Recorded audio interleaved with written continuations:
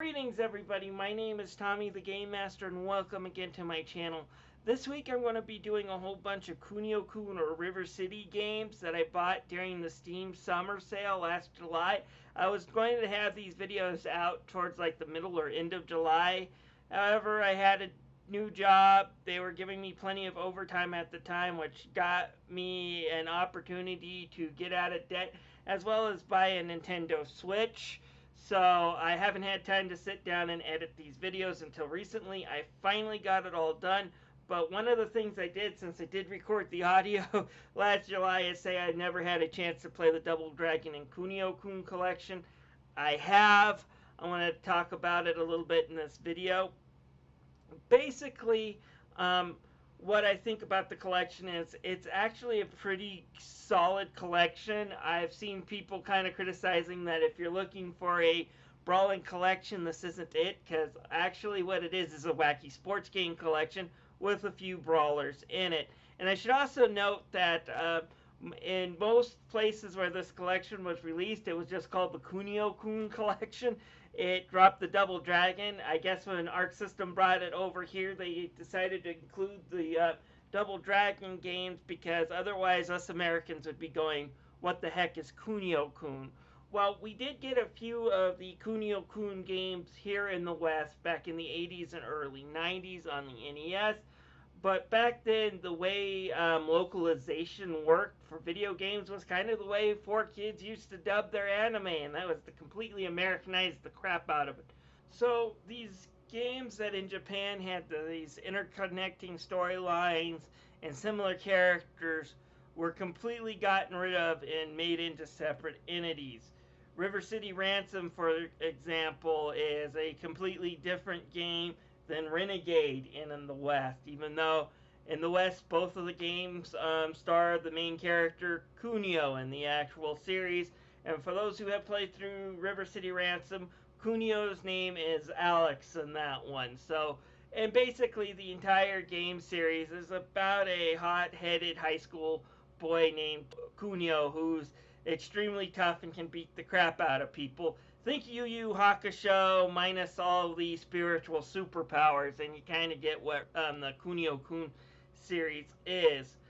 And then there's also the Double Dragon. When it comes to the Double Dragon games, Double Dragon 1 and 2 are worth playing at least once just to check them out. It's where a lot of brawlers started, but quite frankly, I think these games have aged like a carton of milk sitting on a furnace. But the River City Ransom and Dodgeball and these wacky sports games, they've aged like fine wine. I loved soccer. I love Kunio Kun's idea of doing hockey. I thought those games were both fun. I didn't quite figure out this basketball game that's on the collection, but it had a lot of neat ideas. I just wish I could figure out how to control the characters a little better, but the idea that there's actually 3 baskets and you can steal baskets from the other players and put it on your side to score more points. It's just a really wacky collection of sports games. And then again, you also have River City Ransom, which is a really ultimate game in my book when it comes to action fighting games. You can't get a better brawler on the NES. It is the best brawler on the NES, and it has some fantastic JRPG elements. You also in this collection will get the original Neketsu Downtown story, which is the Japanese version of River City Ransom. It has been redubbed here to fit more of a modern dub standards, which is to keep a lot of the Japanese references in, keep the Japanese names. There's a lot of interesting changes. For example, you'll see store clerks bow to you when you leave. The steak shop is now the fish shop.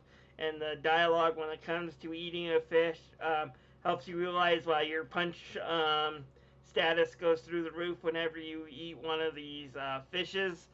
It's really an interesting game, and I love playing through the dub version. There's also a spiritual sequel that has the kind of this done in a historical Edo period of Japan. I never quite got into it yet. I'd like to go back and play through it. That one might be worthy of an actual review if I can get into it. I just haven't had the time to go into it. Um, and then, like I said, plenty of wacky sports games that I do love.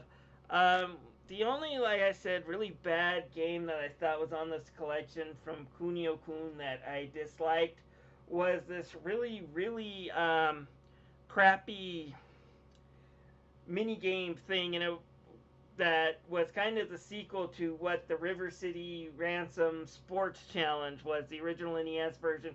It actually got localized here as Crash and the Boys.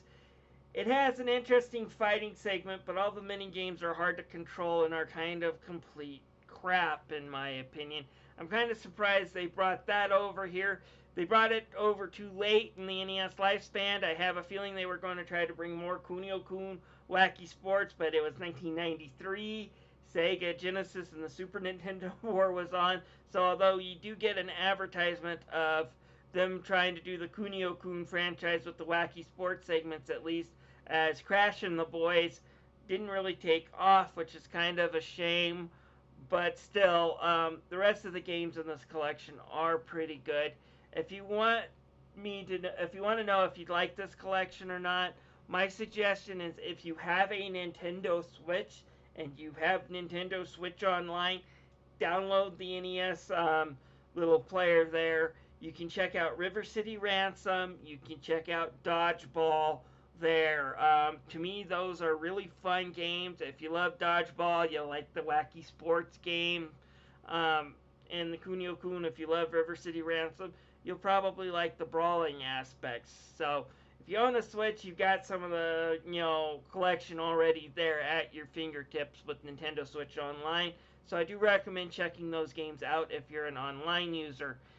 Anyways, this is Tommy, thanking you so much for watching. If you have any comments, feel free to leave them down below.